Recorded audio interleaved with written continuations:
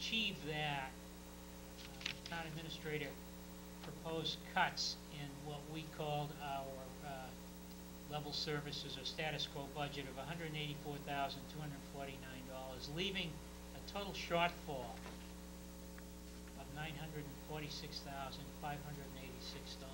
That's basically the issue that the board faces to balance the budget. I shouldn't say that, to allow the school to get to status quo. We have to come up with $946,586. So,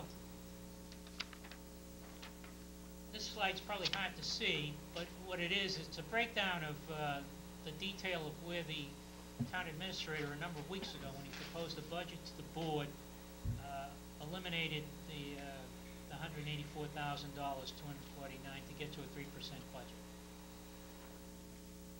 I'm not going to read all of these here, but he made small reductions in various departments, and which covered all the departments in the town.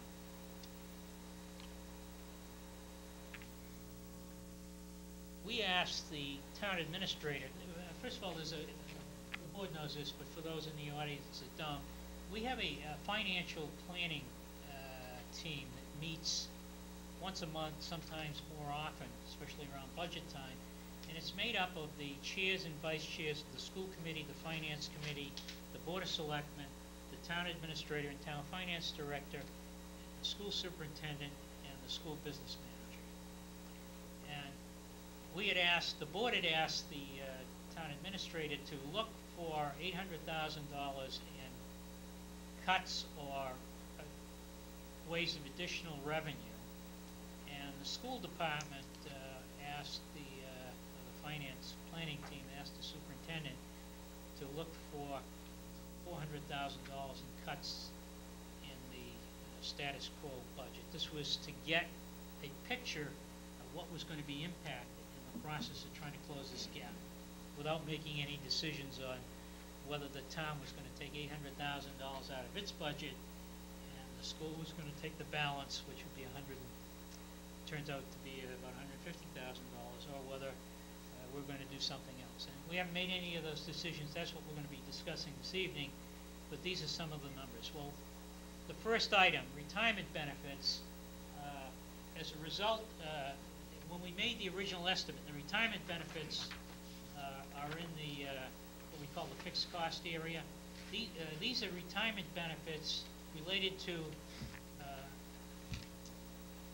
employees that are retiring in their contracts, sick leave buyback, unused vacation time, things like that.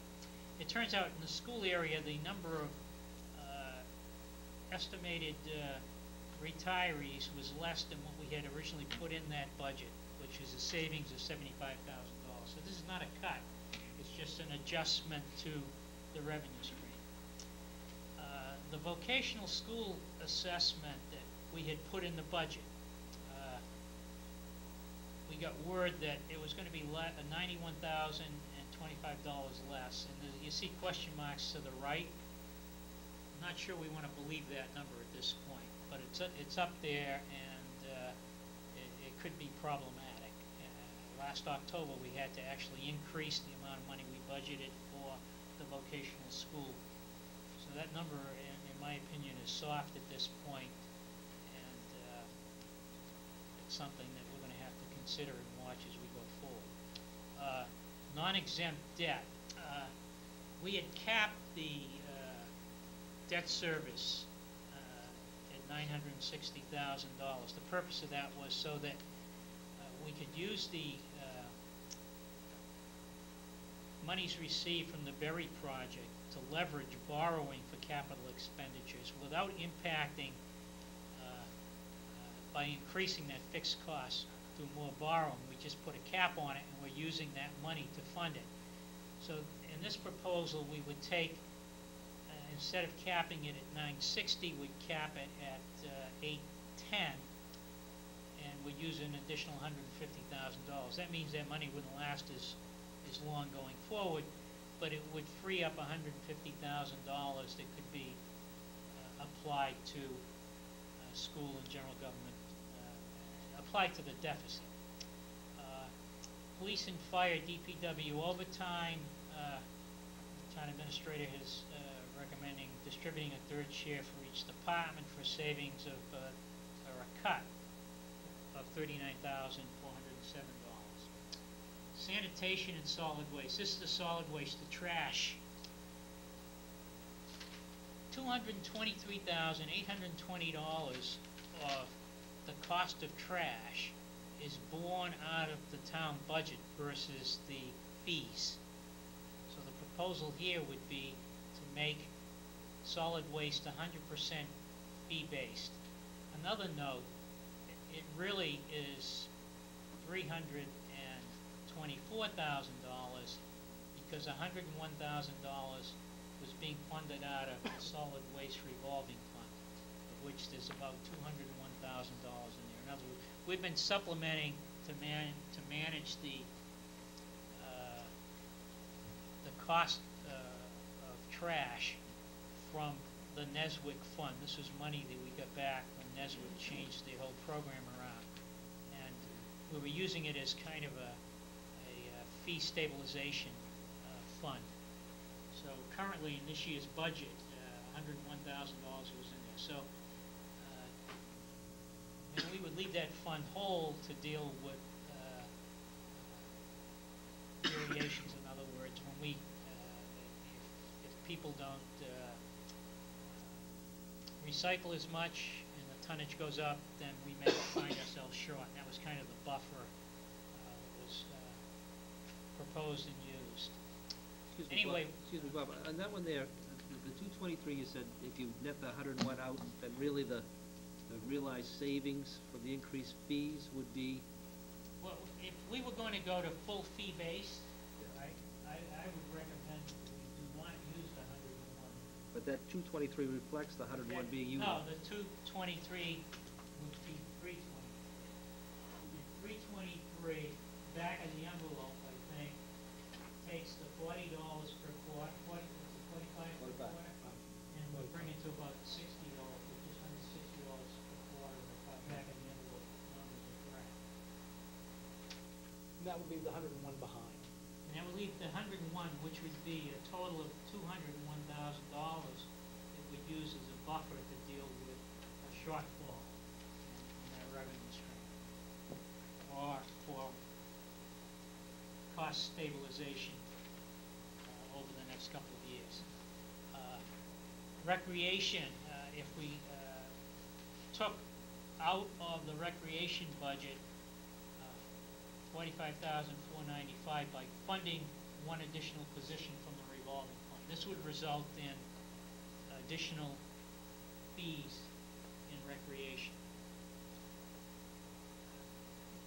Under ambulance, we would adopt the new BLS fee structure, and we do collect ambulance fees, but we're behind what the going rate is. So by raising those fees for ambulance service, most of which are paid for by insurance, we would raise another $100,000, which would be applied directly to the police operating budget. The fire operating budget, and that would free up $100,000 for to help fill the gap. A new item is that a while ago the board had voted to allow and go out for bids on a cell tower lease at Swan Pond, and that ended up in a lot of litigation with the neighbors there, and finally got approved. But at the time it got approved, it was T-Mobile had backed off on going forward with putting towers up there. People that live kind of in the area of town between Swan Pond and the center of town have very poor phone coverage or none, and this would alleviate that issue. Anyway, it turns out that they're interested now going forward, and it's estimated we would generate $21,600 in annual revenue from the lease of that. The one thing that will require, that I've been informed now, is that we have to get a vote at town meeting. Will we include an article? Yes, actually, we warrant this article. And then under health insurance, there's a health insurance trust reimbursement. This is to do with Medicaid or Medicare? Medicare Part D reimbursement that the town has secured, and so these are monies that are available to offset the health insurance budget next year. Again, freeing up money. So when you add this all up, it's $800,000. I'm going to go beyond that. Bob, just on the Go Medicare ahead. Part B, Greg, is that a recurring annual payment that we get now? My understanding is there is a reoccurring nature of it, however, I can't predict what that will be. I know that there was a significant effort that went into the $53,000, but there will be some reoccurring amount that will be coming to the town. Now, one might say, as you look at these, there aren't many cuts here. Most of it is in the form of transferring expenses into fees. So the chair has taken, There's a 184 cut before that, though. yes, that's correct. The chair has taken a look at some other things, and the board members themselves, although I sent a copy out today, probably haven't had a lot of time to digest it, but I'm going to put them up, and we'll, after I get through, we'll have an opportunity to discuss it in more detail. We could take the balance of recreation. In other words, the entire recreation budget, about $150,000 in round numbers, comes out of our tax rate. We could make it fully fee-based. This would mean that all of the programs that are offered, the fees would go up. And of course, we all know that recreation supports our youth more than, proportionately more than anyone else in the community. Library, we could reduce the library by 5 hours per week at a savings of about $25,000 annually. And what I've been informed by one of the library trustees that although that would meet the hour, that doesn't hurt the hours, but they thought that it would meet, it wouldn't pass the minimum expenditures. So our minimum is, we're only about 1.5% of the minimum expenditures. So this may not work. I just found that out before I left for the meeting tonight. We could cut the number of police officers by reducing staff by 2 to the tune of $100,000. We could give the chief the option of reducing overtime by $100,000 and find some way of making the best use of that cut. This one I think we really need to look hard at. We can save about $300,000 by changing the copay. Now obviously this requires acceptance by the town's unions. We could go ahead and just cut the amount by that.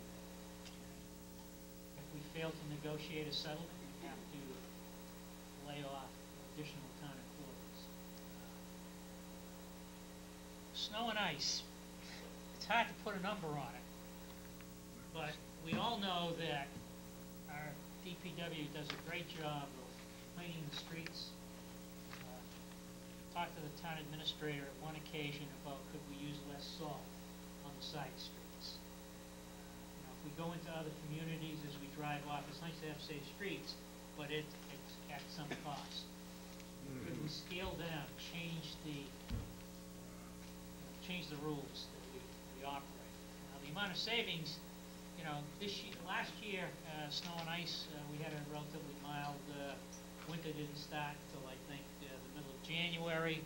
The snow and ice hit was lower. This year, we're already about $304,000 over budget, and it's hard to put a number on what we save. It's a function of Mother Nature, but clearly there would be a savings by changing what we're doing.